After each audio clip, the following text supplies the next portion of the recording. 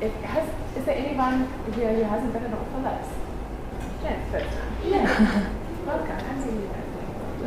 Welcome. Usually every Thursday around lunchtime we just create a casual space for people to share about things that they do, projects they're working on, skills. And we're super excited. Today is a little bit different to how we usually do it. The common room area here, it's always a good idea to be looking at pretty things in your workspace. And Vera is an amazing photographer and storyteller. And we are super thankful to have you here, because not only do we get to hear about these stories and appreciate your work, but we also get to benefit from having beautiful things on our walls. So thank you for taking the time and the effort to put this together. It's amazing. Thank you guys for being here. And I'm just going to hand it over to Vera to do what you need to do. Yes. Well, hello everyone. I remember the first time Ruth was asking me to do Off the Lips or exhibition. I was laughing and thinking, like, why me? But well, here I'm standing. Actually quite nervous, but also really excited to share something that actually means a lot to me. So let me first introduce myself. I'm Vera, I'm 24 years old. I'm from the Netherlands, from the north, called Friesland. And when I'm in the Netherlands, I live with my parents. And I have a brother who lives a town next to us with his 2 kids and wife. And this last year I was working in the Caribbean, but normally I'm working at a nursing home in the Netherlands. It's with elderly people with various conditions, and I'm actually really thankful for this job, because it really helps me to save up money and travel again. So over those last 4 years, most of these travels brought me back to South Africa. And I came to Jeffreys Bay for the first time to volunteer for the Health Mom and Baby Clinic. And I was supposed to be staying for 7 weeks, and then I stayed for 6 months. So I'm definitely one of those typical JB stay stories. And since then I came back 6 times, and now I really can say it feels like home. And yeah, I feel really blessed that I can travel like this and see so many places in the world.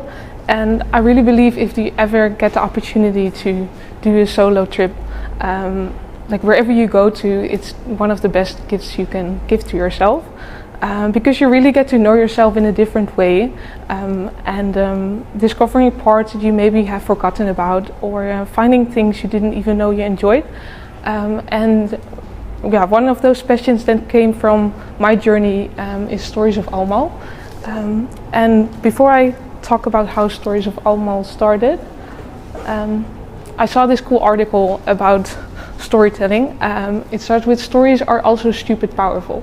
Think about Martin Luther King Jr. I Have a Dream speech. The whole speech is a story that had readers imagining a better world, a different world. Think about the Bible. It doesn't just say God created the earth. It recounts what happened on each of the 7 days of creation.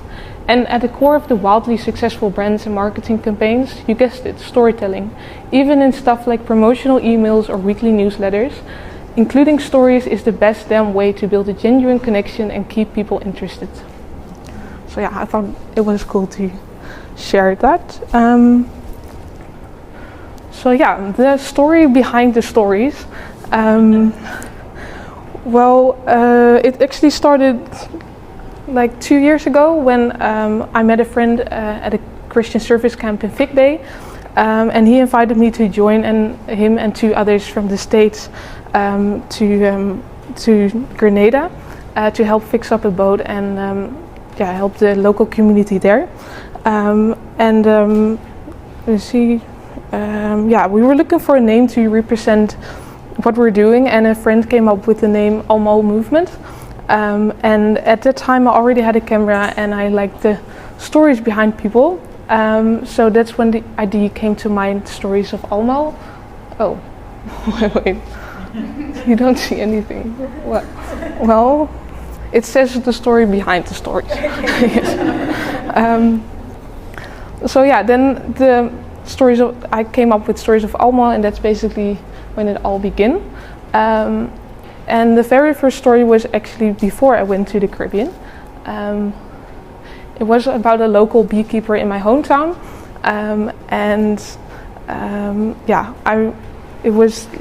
I talked about it with him like a whole afternoon, and I saw that like I was so excited, like talking with him and getting to know so much about bees, and and to hear so much more, and I got so excited of the idea of sharing that with others. So yes, it was one of the stories, and I thought maybe it's fun to share a fun fact about these bees because I was so excited about it. So it's really important to have a good queen bee ratio, and it means more honey and more brood, and it keeps the hive clean. And these two racial bees are bred on the 2 Dutch islands. It's like up in the north, and they do this on the islands because bees do not fly further than 5 kilometers, and that's how they prevent the bees to get mixed up with bees that come from the mainland. So yeah, I thought it was quite interesting. Louder, okay, yes. You can say that, yes, thank you. Then the adventure to the Caribbean started, and it was a real adventure. I barely knew the people I was traveling with. We were fixing up a boat that had cockroaches, no toilet, no running water. I almost lost my toe, and we were sleeping in hammocks, which was honestly the best part. This was my sleeping place, and it was just like, it was so beautiful, like sleeping under the stars, and like when the sun came up, like that you see just the sunrise. When it was raining, it was just the cockroaches and me, but yeah, it was really cool. But even, oh wait, I have more pictures. Yes, to just show a little bit of what we did. So yeah, there was a waterfall. Then we helped the nuns on people on the streets to give them food. And here I was shaving somebody's hair off. And this was the people I went with. And this was me. I don't know if you see it, but this was me in the boat after I got my. I almost lost my toe, and then it was raining really hard, and I had a few stitches, so then I was not allowed to stay in the boat anymore. And luckily I found really nice people, and then I could shower and stay in the bed again, so I was actually quite content with that situation. But even in all that, it became one of the most crazy and meaningful adventures I've ever had. And it taught me so much about living simply, and connecting with others, and about looking further than only what I saw. And it wasn't just the trip, all the traveling I've done then shaped me. It really helped me to realize how much beauty there is, and when you take the time to really see it. And it taught me to live more simply, to stay curious, and to be awe of both people and nature. And yeah, what I said, I'm really blessed to travel, and it maybe looks picture perfect like this, but it's not always like that. Like, it's not that you leave your struggles at home. I think they become even bigger because you're all by yourself. But I think that's a beautiful thing, because things like this come out of it. This is actually, so these are almost like all the pictures that my mom and dad dropped me at the airport, but there are a few that are not there because now they've seen the airport many times, so they're like, you can go by train now. Yes. So what is stories? Oh, well, here is stories. Stories of Allemaal all about. It's, for me, Stories of Allemaal isn't just a vision or a project. It's what makes me feel truly come alive.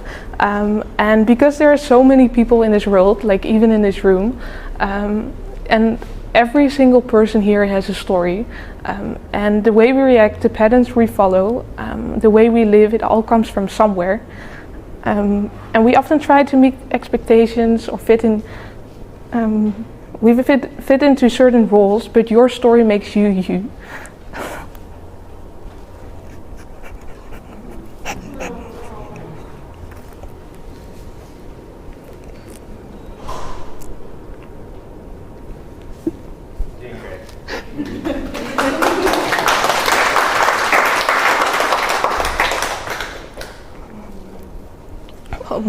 that was not the plan, but and I think that's something truly special.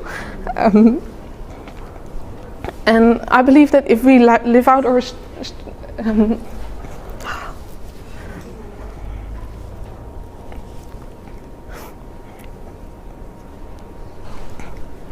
okay.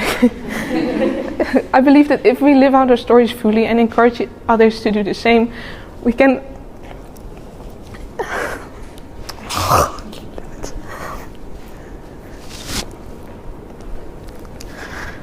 we can learn so much from one another. So yeah, that's what I love to share, to look beyond what you see on the surface, and the same goes for nature, to pause and really wonder and see what's around us.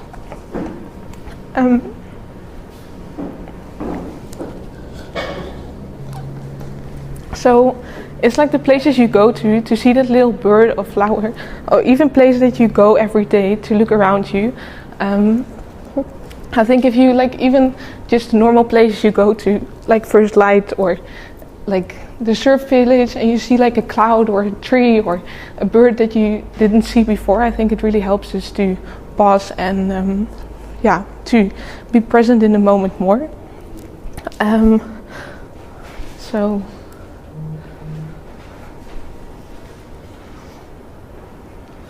yeah, Stories of Allemaal isn't just about storytelling.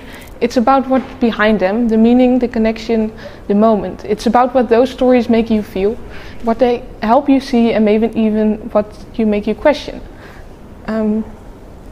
It's about curiosity, about people, about nature, and about the world around us. And it's about slowing down, noticing, letting yourself be inspired by the things we usually rush past. It's about realizing that your story matters, that you have a purpose and a story worth sharing.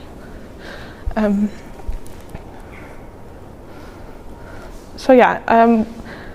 I was figuring out what I wanted to say, I realized that I always spoke about Stories of Allemaal from how I felt, but I never thought of what I actually took time to write down the vision behind it. And once I did, I realized that Stories of Allemaal is really so much more than just sharing stories. It's an invitation to be present, to wonder, to see the beauty in the world, in yourself and in each other. So yes, that's what Stories of Allemaal is all about.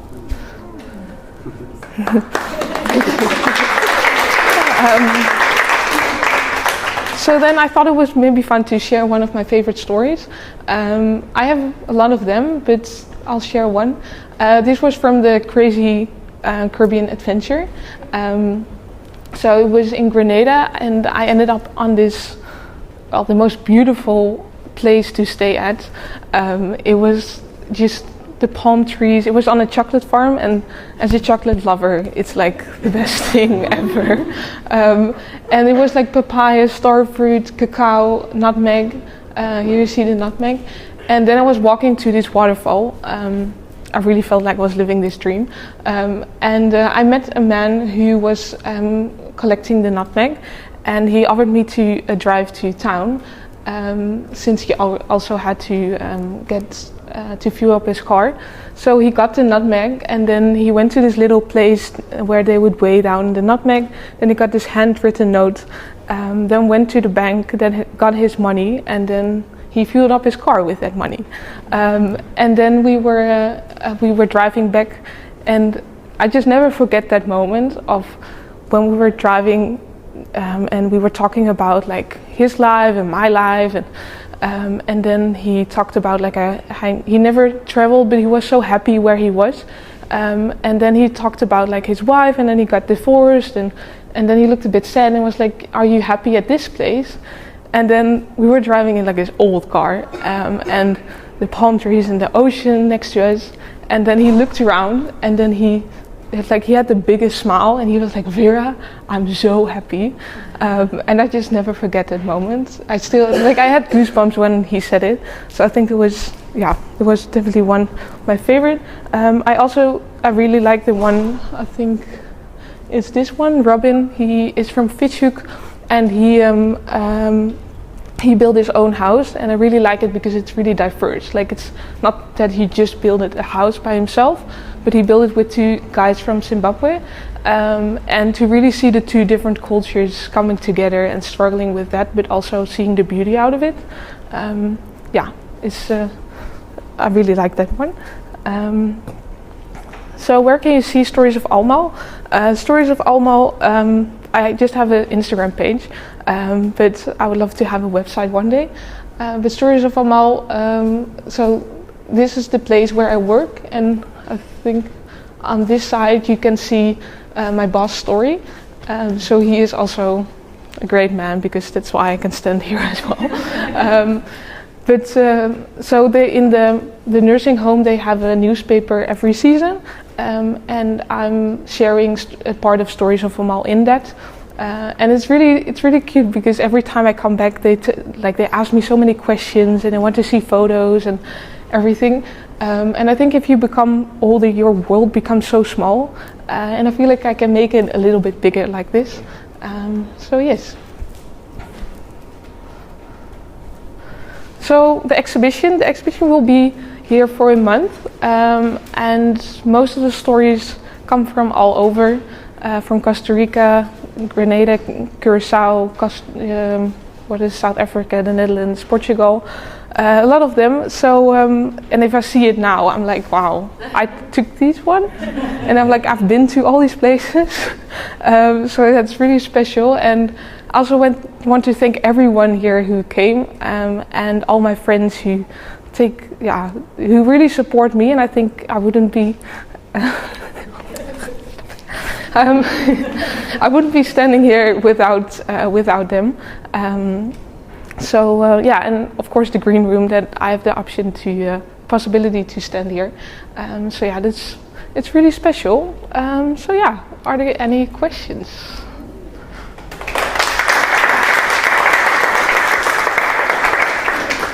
Where next? What? Where are you going next? No. I don't know if you had options to go to the Philippines, so just curious where you're going next. You really want to know that? I'd just like to share that.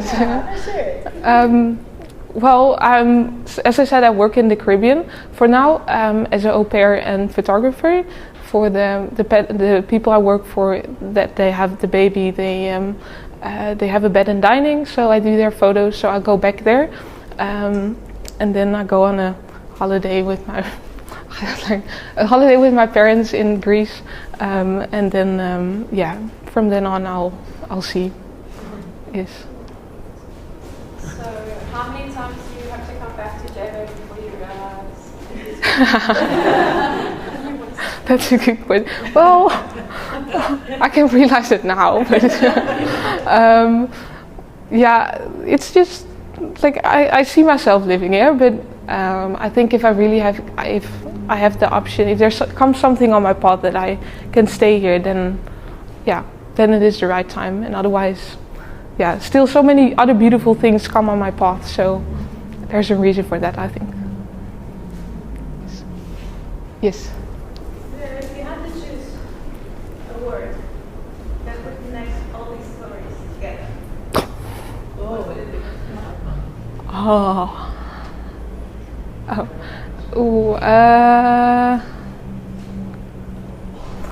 I really like one of my favorite words are wonder, and I think in every picture, I think there's wonder. If it's just a tree, if it's just a person, I think everything is wonder, because everybody looks at it at a different way, but it's all so special in their own way, I think. So yes, that's the word. Yes. You're so special. Distracted by my compliments of you. How do you choose your subjects? So I don't really choose a subject. It's more like I take the picture and then I already see the story. Of course, like when I see people like this guy, I was just walking around in Curacao, and then this guy invited me to sit next to him, and then I asked him to make a picture. But if it comes to like this one, then I see this one, and it says, "Thank goodness we're not all the same." And then I look at this picture, and I'm like, I always see when I'm on a highway, like when I went to school back in the days, and I was like on my bicycle, and then we had to go over this highway, and I saw so many cars, different cars, and I was like, wow, all these people have a story. And I had the same with this picture, so yeah, it's just, I see a story in the picture, kind of, yeah. Yes. What's the best biography that you've ever read? Sorry? The best biography or autobiography, like that you've read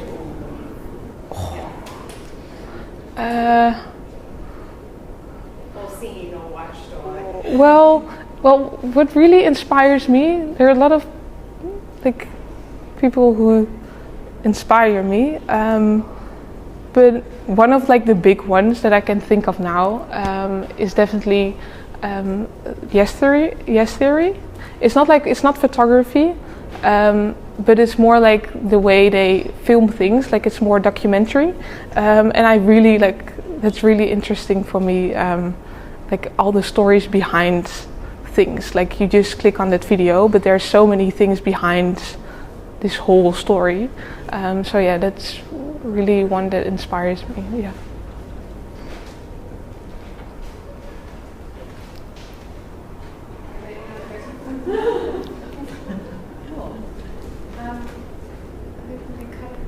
Yes.